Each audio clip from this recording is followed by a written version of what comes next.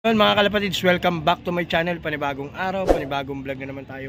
For today's video, yung ginawa natin na pinalitan natin ng kulungan si pangalan nito, si APR tsaka si Chika Boom, is good news mga kalapatids. Napisa na yung isa sa mga itlog nila. Hindi ko lang alam kung mapipisa pa isa, pero tingin ko naman mapipisa. Kaya ipapakita ko sa inyo.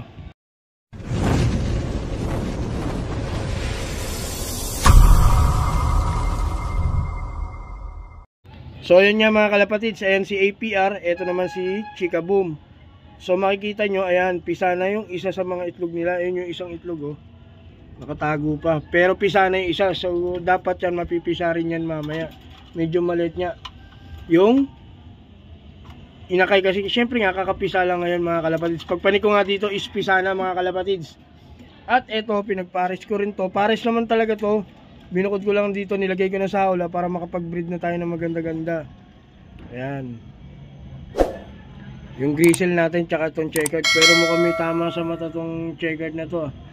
Check ko pa yan. Pag hindi nagbago yan, one eye cold ang labas niyan. So ito, pinagpares ko rin to.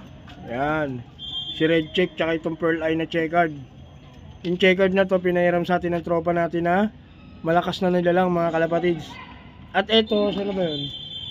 Ito yung, ayan. Yung blue bar dito, ayan, yung blue bar na yan. Yan, yung lumipad. Tsaka yung checkered na dark check na babae, ayan yun. Ayun. Ito yung inakay nila, young bird to mga kalapatids ha. Bagong young bird, ayan o. Dala na ni Paraklet yung patuka na pinabili natin. So, papatuka muna tayo mga kalapatids. Gutom na sila mga kalapatids. Pakain muna tayo.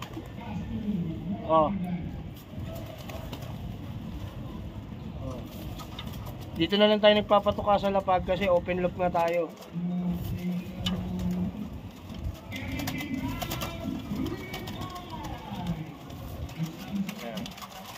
Pakain na natin yung mga flyer. Dito naman tayo sa mga breeder.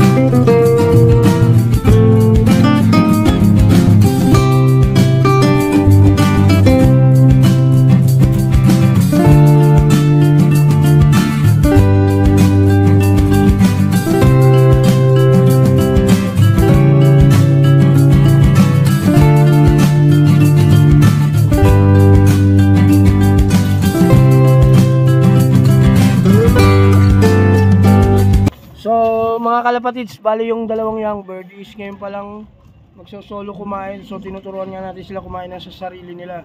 Ayan o.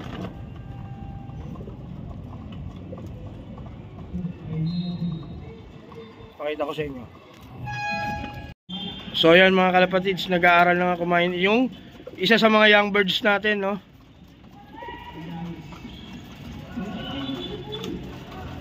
O, diba? Oh, tinira niya pa, mani kagad. So goods yun mga kalapatids. Ayan, nagkakainan na sila. Ayun yung itsura nung bagong pisa natin na young bird. Oops, blurred. Ayan mga kalapatids, batang bata, kakapisa lang ngayong araw. Pinapakain lang natin sila. Ayan, kumakain na sila mga kalapatids. Labo ng camera. Ba't ganon?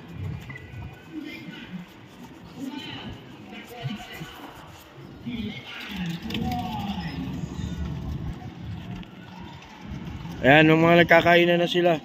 Dagdagan pa natin yung patuka nila mga kalapatids para solve naman sila ngayong araw mga kalapatids. Ops, may isang ibon na hindi maganda yung dumi ah. Ayan oh. Oh no! Kailangan mamonitor natin kung sinong ibon yun mga kalapatids.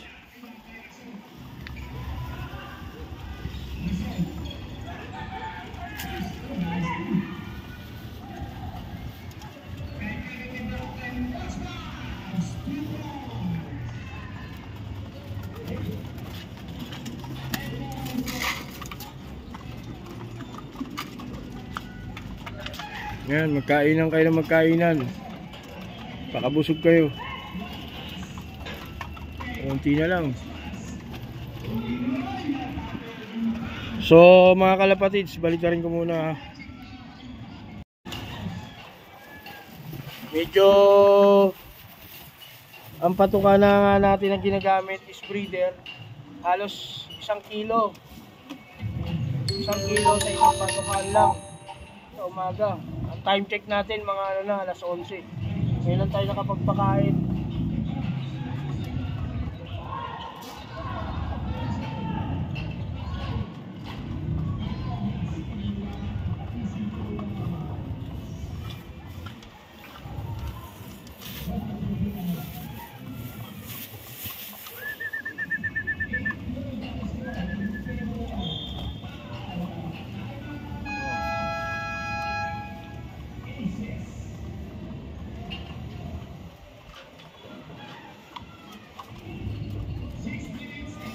Medyo magastos nga sa patuka, pero ganun talaga, wala tayong magagawa. Passion natin itong pagkakalapati. At least makita natin busog yung kalapati natin, goods na tayo doon. All good in the hood na. Makita ko lang mga busog yung kalapati ko, kondisyon, walang may sakit, ayos na ayos. Sunod naman natin yan, pagkatapos natin magpakain, syempre magpapainom tayo ng tubig mga kalapati. Plain water lang gamit natin, tapos lilinisan na naman natin dito. Normal na pa-circulation ng pagkakalapati, maglinis dito. Pero sa susunod na vlog ngayon, ilang beses na ako nakapag-vlog ng linis lop eh.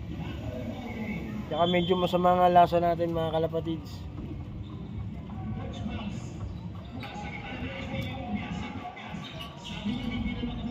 Kung mapapansin nyo rin mga kalapatids, may papakita ko sa inyo. Yung dalawang young bird na yun mga kalapatids is biniviewing ko dito sa hawla na to. Dito ko muna sila biniviewing sa trapdoor. Tapos mamaya ilipat ko naman dyan kung saan sa bubong. Basta viewing ko na kasi yung dalawang young bird na yan mga kalapatids. Para naman maturuan na natin. Para hindi naman overfly. Busog na, busog. Goods. Pipisa kaya yung isang itlog? Tingin ko naman mapipisa eh. Ay, may crack na nga oh. Ay, layo pala. Ayan oh.